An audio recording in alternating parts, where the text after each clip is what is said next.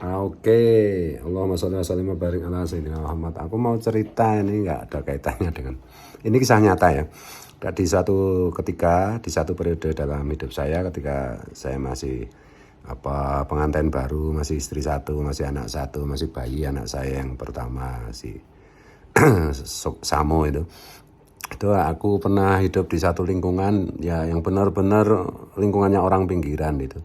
Di situ ada pemulung, ada tukang becak, ada kernet, ada macam-macam yang ya pada tahun 90-an 94 itu ya. Itu kan tentu berbeda situasinya di dengan sekarang gitu, di pinggiran kota di Jogja gitu.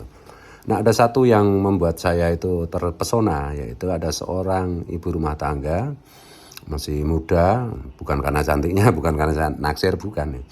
Yang menurut saya dalam ukuran-ukuran lingkungan itu sangat-sangatlah menakjubkan dan bisa disebut wanita yang istri yang solehah gitu. Istri yang solehah itu, soleh itu kan baik gitu. Kalau perempuan baik itu solehah kan. Ya itu begini, suaminya itu boleh dikatakan ya sungguh sangat bejat, sangat bobrok, sangat ini ya. Yang profesinya itu waktu itu kalau nggak salah, kalau nggak kernet ya sopir pocokan bis malam gitu. Ya hampir setiap malam itu karena dia hanya pocokan itu tidak setiap malam dia, setiap hari dia bekerja. Kalau malam hari pas nggak bekerja itu si suami itu udah selalu mabuk, terus memaki-maki, teriak-teriak dan lain-lain gitu. Dan pagi harinya itu pasti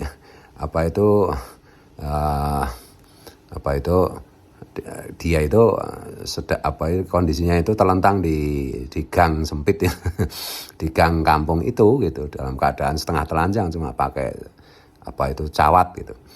Nah, biasanya saya melihat itu kan karena anak saya yang pertama masih bayi, saya jalan-jalan dengan anak saya, gendong jalan-jalan pagi gitu, ya ketemu itu. Dan kalau ketemu itu ya orangnya si laki-laki itu yang menurut ukuran-ukuran syariat itu sangat brengsek, sangat bejat, sangat bangsat gitu ya. Itu ya ramah kalau dengan anak-anak kecil itu ya dan anak-anak kecil juga nggak ini gitu, nggak takut gitu. Tapi fokus saya kan lebih kepada istrinya. Jadi istrinya itu benar-benar saya tidak pernah protes, tidak pernah bertengkar dengan suaminya. Bahkan beberapa kali itu saya lihat suaminya itu pulang pelacur gitu dan wik-wik di rumah. Istrinya itu nggak protes, diam, tetap ini, dan tampilannya juga tidak tertekan, tidak ini gitu. Dan kenapa bisa begitu itu saya lihat karena si istri solehah itu benar-benar fokus kepada anak-anaknya gitu. Nah, dengan si laki-laki bejat itu kan punya anak 4 atau berapa ya, 3 atau 4 gitu. Ada laki ada perempuan, jadi fokus ke anak-anaknya, mengasuh anak-anaknya tanpa mengeluh, tanpa protes, tanpa apapun gitu. Dan wajahnya juga senantiasa tersenyum gitu. Setidak-tidaknya setiap saya bertatap muka bertemu itu tidak pernah dalam kondisi kok wajahnya itu bermendung sedih, itu enggak ya, wajahnya tersenyum. Jadi wajahnya ya, jadi kadang-kadang kan gini, kadang-kadang bibir itu bisa tersenyum tapi wajahnya enggak gitu. Kadang-kadang kalau itu kan biasanya senyum yang tidak dari hati gitu. Orang yang tersenyum karena masih dalam tekanan, karena mungkin hatinya juga sedih. Tapi kalau wajah yang tersenyum itu artinya no problem di hatinya. Dan ini sungguh membuat saya itu takjub gitu. Sungguh membuat saya takjub betapa luar biasanya perempuan ini gitu. Anaknya 3 dan masih anak-anak gitu. Ada yang SD, ada yang TK gitu. Yang paling besar SD kelas 2 apa kelas 3 gitu. Itu fokus seperti itu, fokus misalnya anaknya pada di kampung itu kan juga ada mahasiswa yang bikin TPA apa di dekat situ gitu ya. Nah, anak-anak kan juga ikut TPA gitu ya, ikut ngaji sore. Ibunya itu selalu menyiapkan gitu dan tidak pernah ya sedikit pun tidak ada keributan si istri dengan si suami itu. Benar-benar seperti yin dan yang, seperti bumi dan langit gitu. Si laki-laki bikin gara-gara, terus teriak-teriak, terus hampir tiap malam pokoknya bikin gara-gara dengan mabuknya, dengan perempuan lacurnya, dengan macam-macam. Tetapi ya si perempuan itu, istrinya itu sama sekali nggak protes, nggak ini, nggak dalam tanda petik itu ya sudahlah. Memang suamiku ya seperti itu ya sudah saya terima. Fokus saya sebagai seorang ibu adalah mendidik anak, memelihara anak, mengasuh anak sebaik-baiknya. tidak usah protes, tidak usah ini gitu. Nah dalam keadaan-keadaan normal tertentu ya si suami istri itu juga kelihatan mesra gitu. Jadi suaminya lagi nggak mabuk, lagi pegang duit, ya mesra biasa gitu. Dan juga yang perlu dicatat dari suami yang dalam tanda petik secara syar'i itu bejat, brengsek dan seterusnya itu ya. Itu memang dia itu nggak pernah bikin gara-gara dengan tetangga dan dengan anak-anak itu ya ramah sekali. Bahkan anak saya yang bayi itu yang masih balita itu Samo waktu itu ya masih balita itu ya tidak takut gitu lah, karena kalau ketemu ya dikudang dalam bahasa Jawanya itu apa ya, diajak bicara neng cah bagus cah ganteng Gus ya gitu.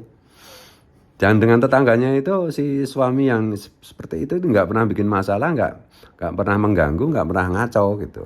Ya profilnya kan juga tinggi besar, kekar gitu, pakai tato gitu. Tapi nggak pernah ganggu orang, nggak pernah ini. Pokoknya kerjaannya ya kalau mabuk sambil teriak-teriak, apa jenis mencaci maki nggak jelas, main pelacur dan seterusnya itu. Tapi nggak pernah bikin gara-gara dengan orang kampung. Kalau saya kan begini, orang itu selagi anak-anak tidak takut, selagi dia ramah dengan anak-anak, selagi dia penyayang dengan anak-anak, hampir pasti keburukan-keburukan yang lainnya itu tidak terlalu relevan untuk merusak kejiwaan atau merusak kepribadian orang itu. Saya melihat suaminya seperti itu. Nah ini relasi dengan istri itu yang ngeri itu, sampai bawa pelacur ke rumah. Istrinya nggak protes, nggak teriak-teriak, nggak nangis, nggak ini, nggak, tenang aja.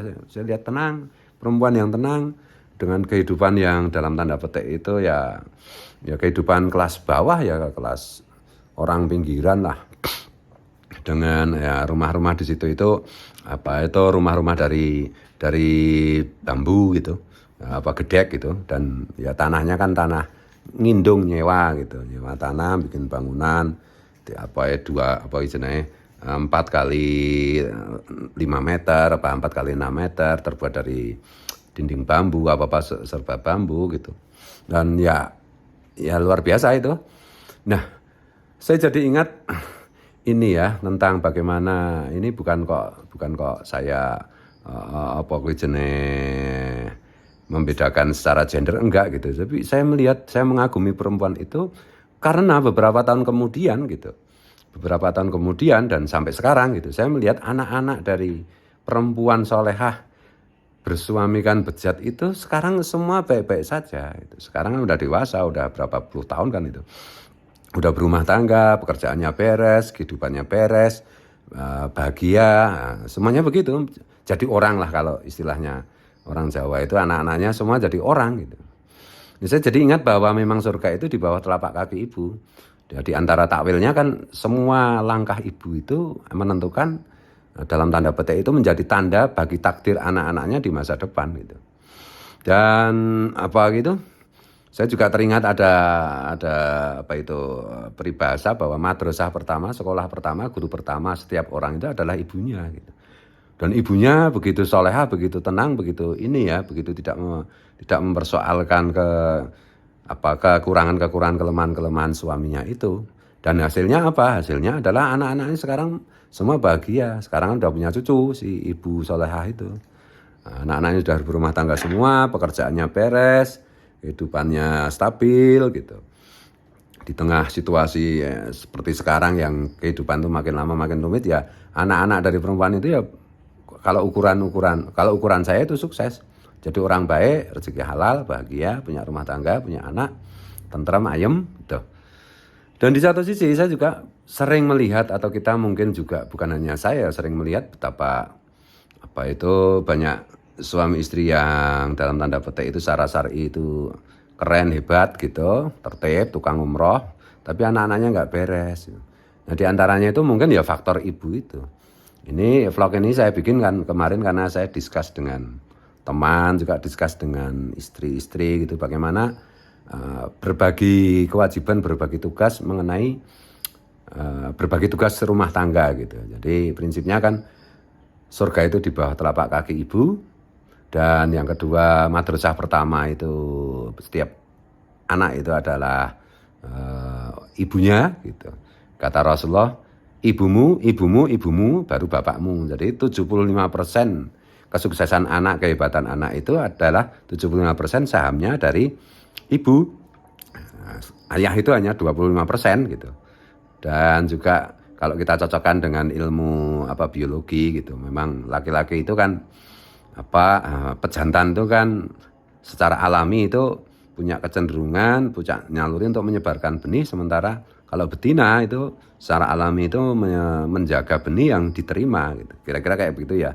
Ini vlog tentang ibu yang solehah bersuamikan suami yang bejat.